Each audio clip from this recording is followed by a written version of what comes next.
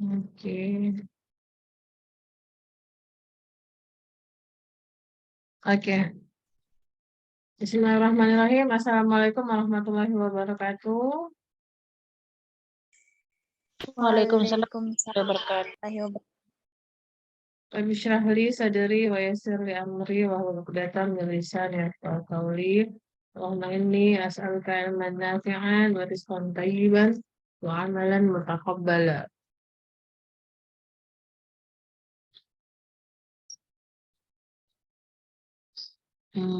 Baik, jadi eh harapannya tugas yang pekan lalu bisa diselesaikan ya. Ini baru satu orang yang sudah mengirim, tapi masih Ibu revisi ya. Ibu tunggu yang lain.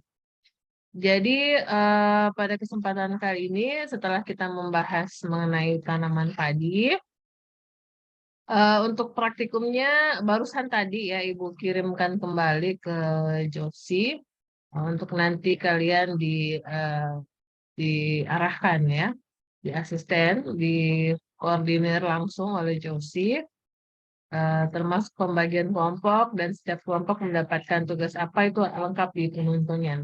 Nanti bisa minta saja penuntunnya sama Josi. Suara Ibu terdengar ya, bagus ya. Iya Ibu, bagus Jim.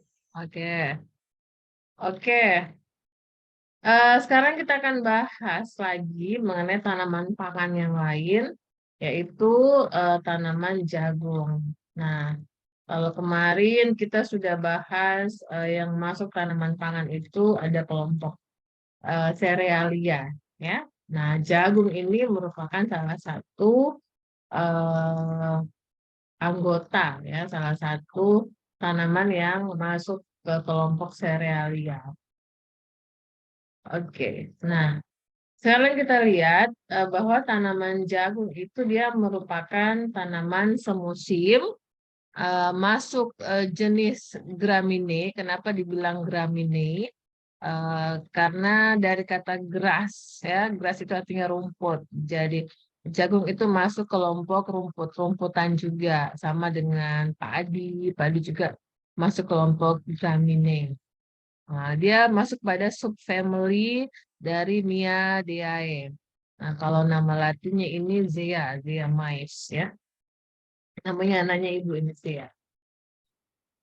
Oke. Tanaman jagung itu dia berumah satu atau monoecious. Kenapa dia dibilangi berumah satu? Karena bunga dalam satu tanaman itu terdapat bunga jantan dan juga ada bunga betinanya dalam satu tanaman. Nah, meskipun dia terpisah keberadaannya, tapi bunga jantan dan bunga betina itu ada dalam satu tanaman. Jadi kebanyakan ya tanaman itu berumah satu, tapi ada juga yang berumah dua. Oke. Kemudian jagung itu dia tanaman yang bersari bebas atau mengalami cross pollinator. Artinya apa? Dia bisa kawinnya itu bisa menyeberang ke tanaman eh, sebelahnya. Jadi walaupun dia berumah satu, tapi dia bisa melakukan perkawinan silang ya. Karena sangat mudah itu terjadi kalau ada angin ya, kalau ada angin ataupun kalau ada serangga-serangga yang membantu penyerbukan, itu bisa sangat besar kemungkinan terjadi perkawinan silang. Nah, itu kemungkinan terjadinya malah sampai 95%. Oke. Dan karena 95% kemungkinan terjadi cross pollinated-nya, jadi hanya 5% peluangnya terjadi penyerbukan pada tanaman sendiri ya. Pollen atau terlepasnya pollen itu serbuk sari ya.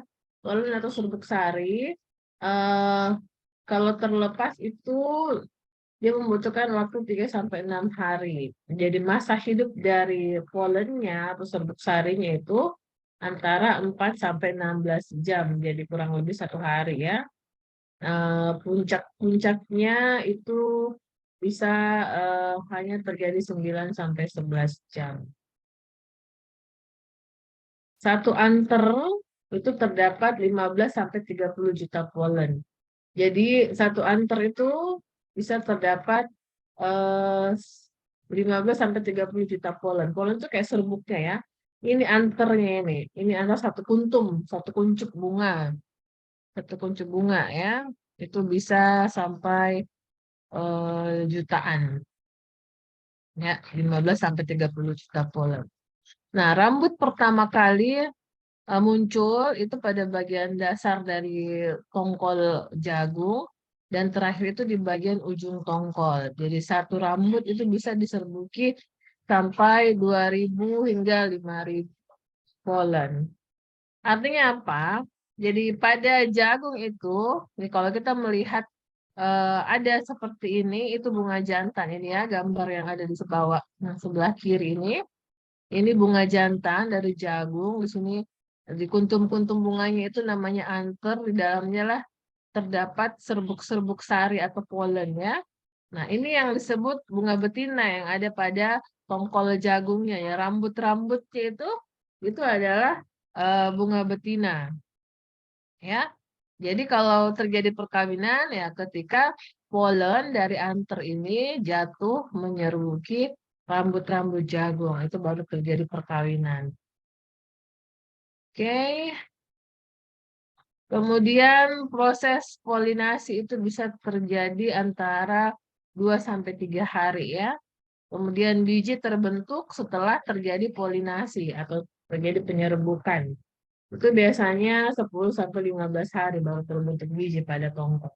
Jadi tongkol itu muncul duluan, baru rambutnya, baru bijinya itu nanti belakangan dia muncul. Kalau terjadi perkawinan, baru terbentuk biji pada tongkol jagung.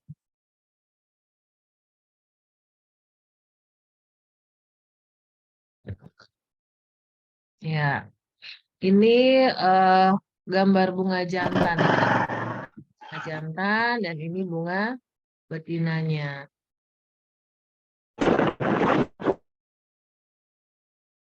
Ya.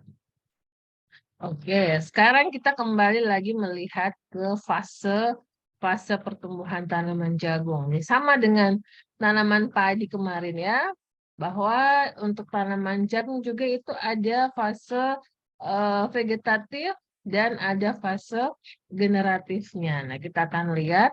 Nah, di sini ada yang menjadi poin penting juga bahwa eh, fase vegetatif dari umur 0 sampai 45 hari setelah tanam, ya, setelah tanam, itu merupakan fase vegetatif dan juga merupakan fase yang sangat kritis bagi tanaman. Nah, kalau kita tidak memelihara, tidak menjaga dengan baik pertumbuhannya, serangan hama dan penyakitnya di fase 45 hari pertama ini, maka sudah bisa disebut gagal panen. Ya, artinya pertumbuhan di fase generatif itu sudah terganggu. Itu sangat mempengaruhi, sangat menurunkan produksi ya. Nah, jadi kenapa untuk tanaman jagung itu ibu kasih judul bahwa kita akan membahas lebih banyak dengan 45 hari umur dari tanaman jagung itu dari 0 sampai 45 hari setelah tanam.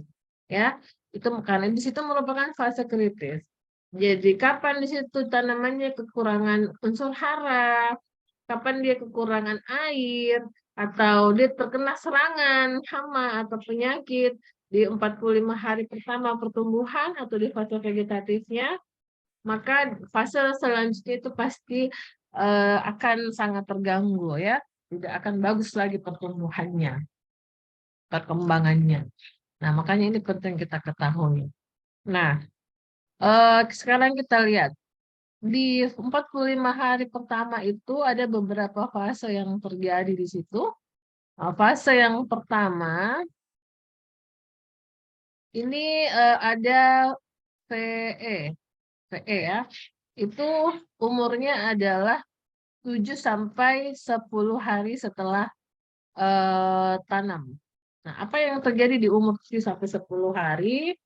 Nah, di situ terjadi pembentukan akar seminal, itu akar yang ke samping. Karena kalau di jagung itu malah lebih banyak akar seminalnya, karena dia akar serabut ya. Kemudian di situ terjadi inisiasi pembentukan calon tongkol. Artinya apa? Baru inisiasi ya. Jadi penentuan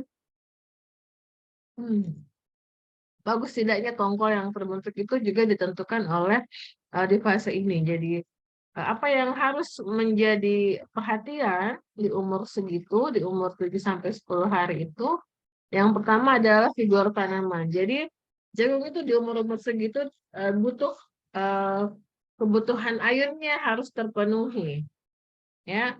Jadi tidak boleh terlalu kering, tidak boleh sampai kekeringan. Nah, kemudian di fase selanjutnya itu di umur 14 sampai 21 hari. 14 sampai 21 hari. Nah, di situ juga masih inisiasi pembentukan calon tongkol sempurna. Artinya apa? Tetap dia masih mengalami pembentukan organ-organ vegetatif ya, masih pembentukan daun, pembentukan batang, dan pembentukan akar, tapi di situ cikal bakalnya dari pembentukan tongkol. Jadi kapan di fase ini terganggu, maka jumlah barisan biji itu akan terganggu, ya. Kemudian di fase selanjutnya itu di umur 18 sampai 24 hari. Nah, di sini sistem akar nodal terbentuk. Sistem akar nodal itu artinya sistem perakaran yang mulai masuk ke bagian dalam tanah, ya. Nah, di sini eh, kemampuan tanaman untuk menyerap air dan unsur hara. Jadi tetap di sini yang harus diperhatikan adalah pemupukannya, nutrisinya, dan juga pemberian airnya. Makanya biasanya itu di daerah-daerah kering yang susah air itu dibikinkan semacam saluran air di situ untuk menampung air supaya ketika tanaman membutuhkan air itu dia tersedia di situ. Kemudian di umur 42 sampai 49 hari itu sudah mulai pembentukan ovula atau sel di rambut-rambutnya itu di kelamin apa di bunga betinanya, ya.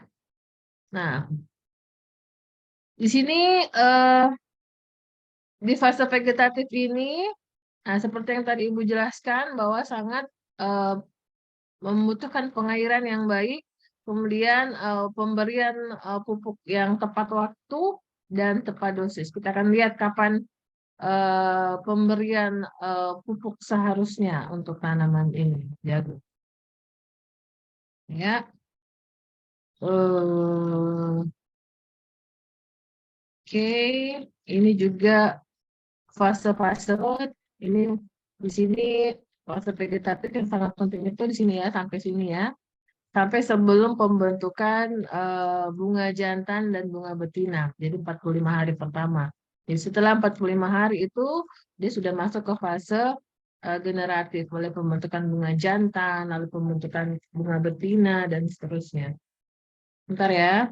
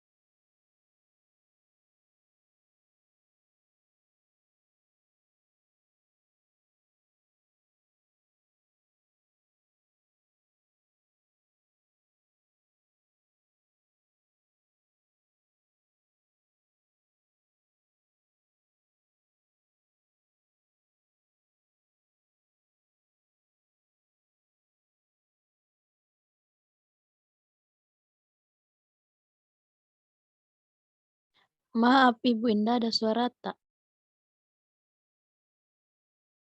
Nggak sengaja minta izin tadi. Astagfirullah.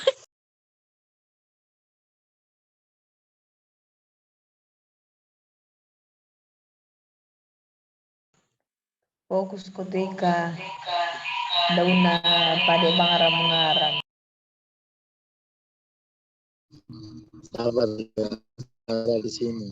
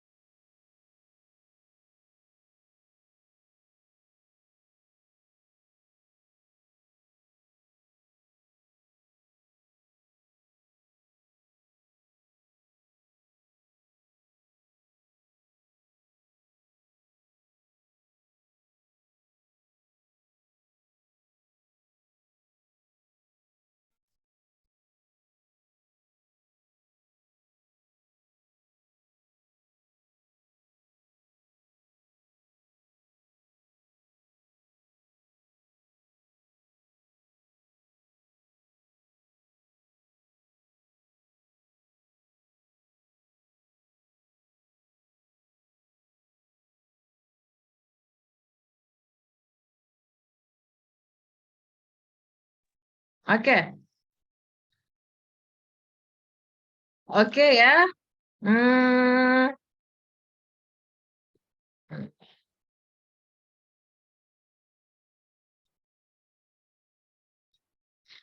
ya, kalau kita bicara secara tumbuh dari tanaman jagung itu, dia bisa tumbuh di ketinggian antara 0 sampai 1.500 meter DPL. Ada yang tahu kepanjangannya DPL? Meter DPL. Sudah pernah dengar kan istilah-istilah DPL? Bahasa Inggrisnya ini above sea level. ASL. Kalau bahasa Inggrisnya. Ada yang tahu kepanjangannya DPL? Di atas permukaan laut. Ya. Jadi jagung itu bisa tumbuh di ketinggian 0 ya walaupun dekat-dekat laut yang setara ketinggian dengan laut sampai 1.500 ketinggiannya di atas permukaan laut. 1.500 meter. Suhu optimumnya antara 21 sampai 27 derajat Celcius. Kalau untuk perkecambahan, untuk pertumbuhan dia membutuhkan suhu optimum yang lebih tinggi sedikit. Kemudian curah hujannya 200 sampai 300 mm. Jadi tidak bagus juga kalau jagung ditanam di musim hujan yang sangat intensif ya. Karena bisa rawan busuk di batang. Nah, kalau musim kemarau, menanam di musim kemarau itu membutuhkan persediaan air yang cukup karena di fase vegetatifnya dia tidak boleh sama sekali mengalami stres, ya, tidak boleh mengalami kekeringan, tidak boleh kekurangan pupuk dan seterusnya. Nah, kalau musim hujan, drainasenya juga harus bagus, jadi dibikinkan saluran-saluran supaya tidak terjadi genangan-genangan, karena akan membuat batangnya busuk dan akarnya juga bertumbuhnya tidak bagus ya. Kondisi tanah dibutuhkan tanah yang cukup gembur, tentu subur yang banyak konsentrasinya, tidak mudah tergenang. Ya, ini perlu kita atur drainasenya atau saluran airnya. pH-nya yang bagus untuk tanah itu pH netral ya, 5,6 sampai 7,5. Ini netral, cenderung basah, antara asam ya netral lah. Kemudian dia tidak butuh naungan, jadi harus full intensitas cahayanya. Dia masuk kelompok tanaman C3, yang mana fotosintesisnya itu terjadi lebih banyak di siang hari untuk reaksi terang, jadi dia butuh matahari full. Kemudian dapat tumbuh hampir di semua jenis tanah. Dan yang penting itu tersedia airnya ya, bukan di lahan kering. Untuk teknisnya, teknis budidaya tanaman jagung ya tentu hampir sama dengan tanaman lain. Kita menggunakan bibit unggul. Pemilihan bibit yang baik itu gunakan bibit yang hibrida, ya. Hibrida artinya apa? Yang bukan dari hasil perkawinan yang tidak diharapkan. Artinya kalau benih-benih jagung yang mau dipakai itu biasanya kan petani tidak bisa menggunakan misalnya kita menanam jagung di musim ini terus hasil panen kita mau kita pakai sebagai bibit itu tidak bisa sebagai benih misalnya itu tidak bisa karena terjadi persilangan-persilangan yang bukan satu rumah. Jadi karena kan tadi peluangnya mengalami perkawinan silang itu 95% ya dibandingkan perkawinan sendiri. Nah, itu tidak bagus untuk dijadikan benih karena dia berasal dari perkawinan antara tanaman yang berbeda.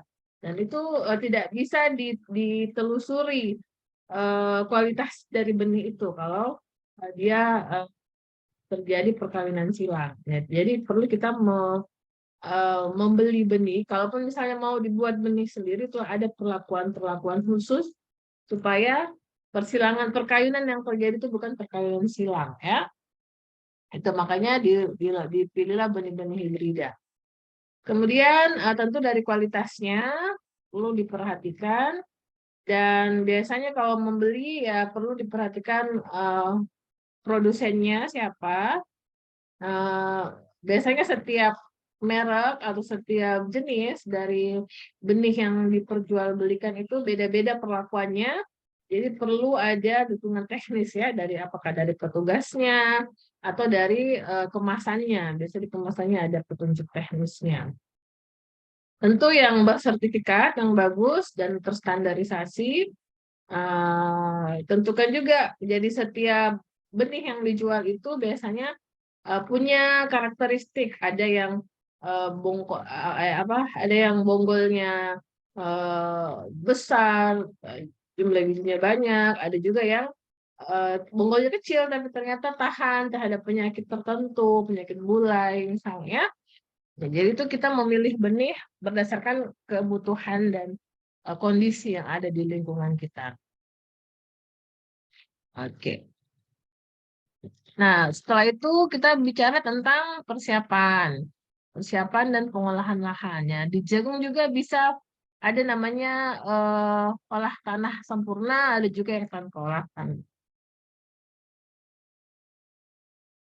Kemudian untuk selanjutnya bagaimana proses penanamannya, pemupukannya, kita akan lihat lebih jauh.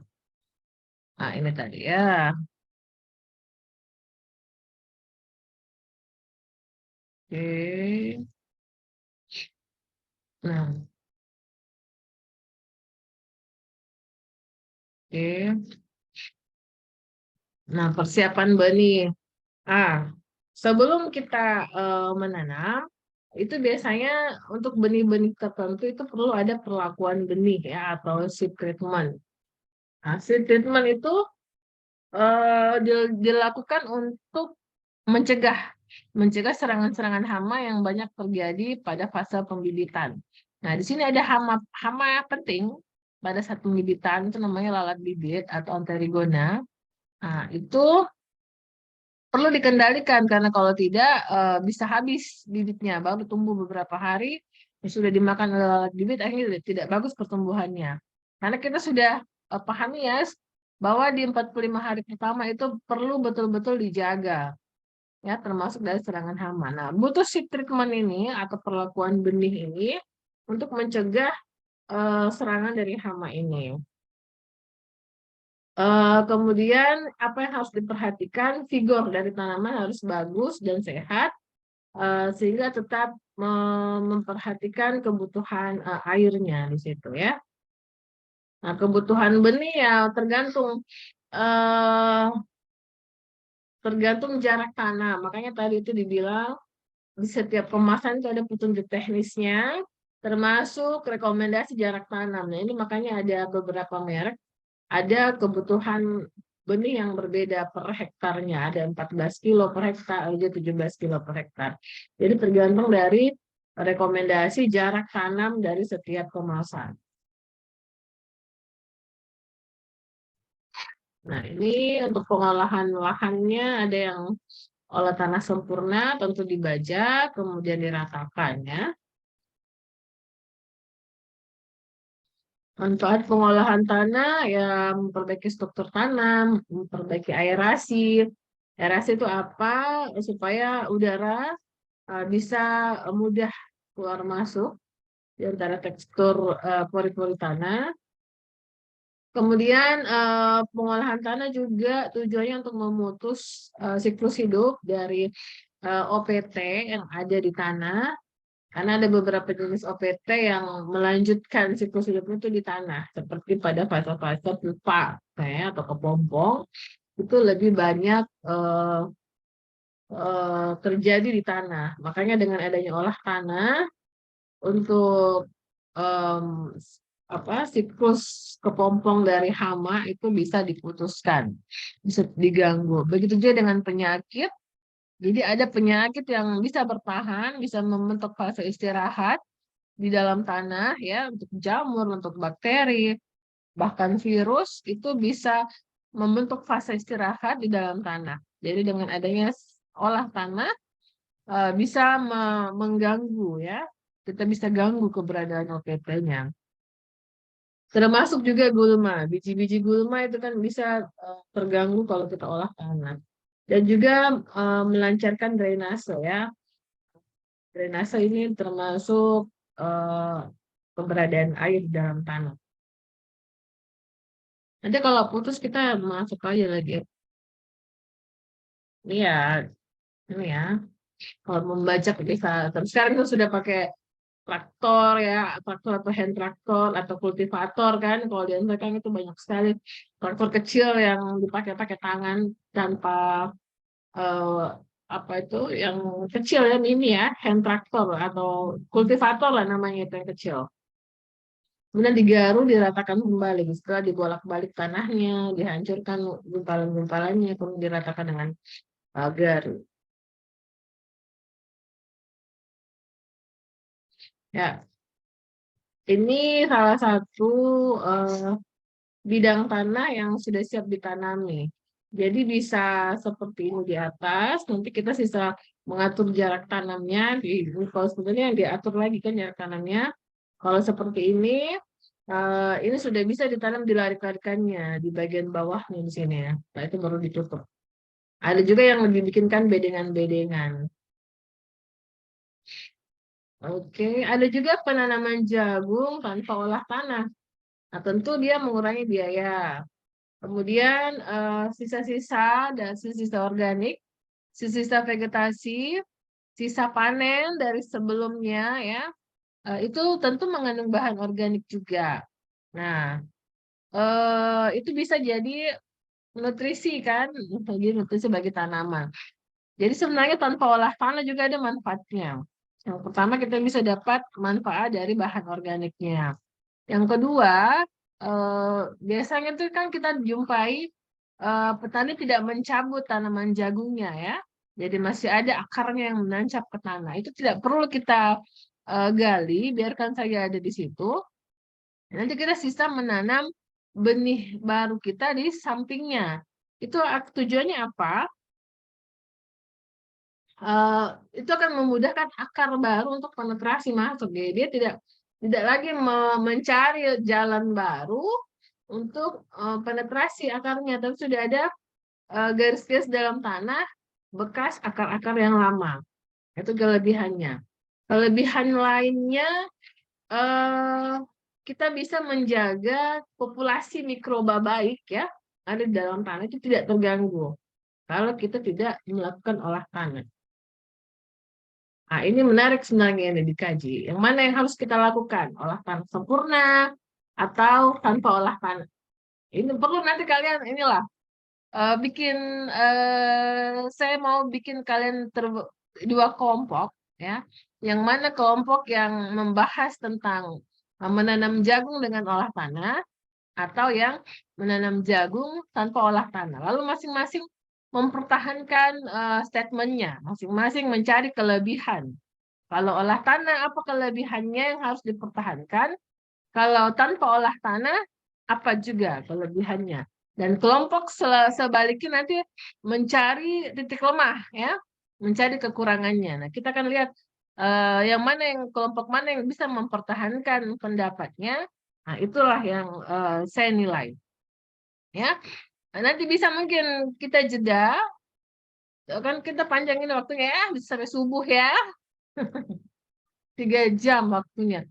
Dari jam, kalau di jadwal itu kan dari jam 1 sampai jam 3. Nah, 3 jam. Kita mulai dari jam berapa? Jam 8, 9, 11, sampai jam 11. Nah, nanti kita diskusikan ya. Pokoknya kalian pikir-pikir saja dulu sambil baca-baca. Kira-kira apa sih kelebihannya olah tanah dan apa yang atau saya bagi 18 orang ya semua ya daftar hadir ya. Berapa orang absen? 18 kan biasanya 18 orang ya. Ini 14 orang. Arun, berapa orang di absen? Mana Arun? Tidur lagi Arun ini. Iya, Bu. Kalau 18 nah? Bagi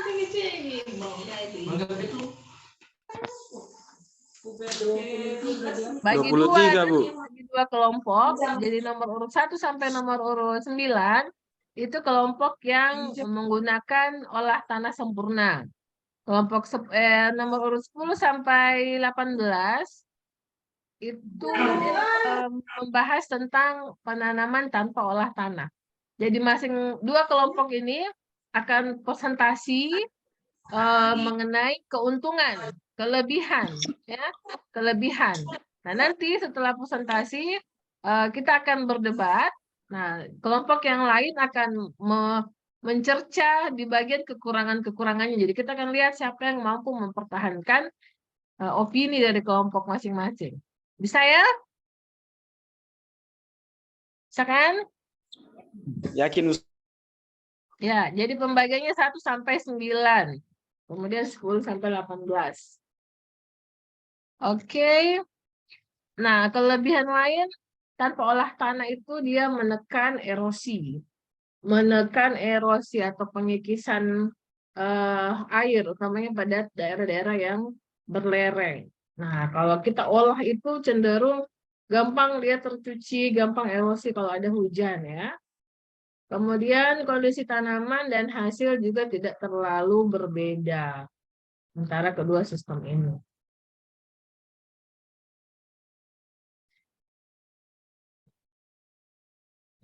Nah, untuk penanaman, kalau penanaman ada sistem tugal, ada sistem larikan. Ini tadi yang olah tanah sempurna yang pertama itu, dia tidak dibuat larikan seperti ini, tapi nanti dia dibuat ditugal lagi, dilubangin lagi di mana lubang tanamnya. Ya, lalu ditarikkan tali supaya rata ya.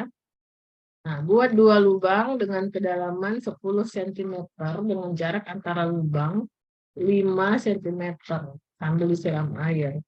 1 lubang untuk benih yang sudah diberi treatment, yang satu lagi untuk pupuk. Jadi penanaman itu bisa dilakukan bersama dengan pemupukan pertama. Lalu ada juga yang sistem larikan yang seperti ini. Nah, kalau seperti ini kita tidak terlalu buat lagi lubang ya. Jadi benih diletakkan dilarikan yang dibuat dengan bajak atau cangkul. Jadi setelah diletakkan benihnya baru ditutup dengan tanah atau kompos yang sudah terdekomposisi baik.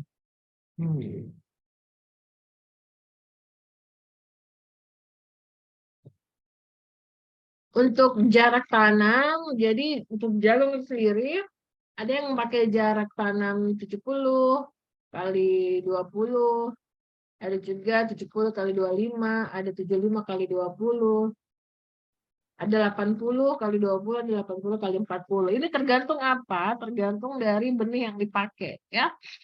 Nah, tentu kalau jarak tanam itu akan menentukan kebutuhan benih yang dipakai per hektarnya. Nah, selain di padi, di jagung juga bisa kita menanam dengan sistem legowo. Nah, kalau sistem legowo kita bisa pakai jarak tanam 80 kali 40 kali 20 ya, lorongin yang 80 ya. Dan juga akan menentukan jumlah benih per hektarnya.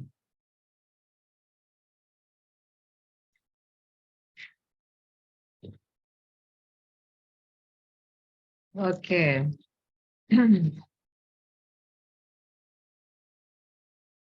Ya, sekarang kita akan bahas mengenai pemupukan. Jadi kalau pemupukan pertama kalau tidak dilakukan pada saat menanam tadi, itu bisa dilakukan di umur 7 sampai 10 hari setelah tanam. Ya. Pemupukan pertama itu rekomendasinya ini bisa menggunakan urea 100 kilo, SP36 fosfor ya, 100 kilo dan KCl 150 kg per hektar.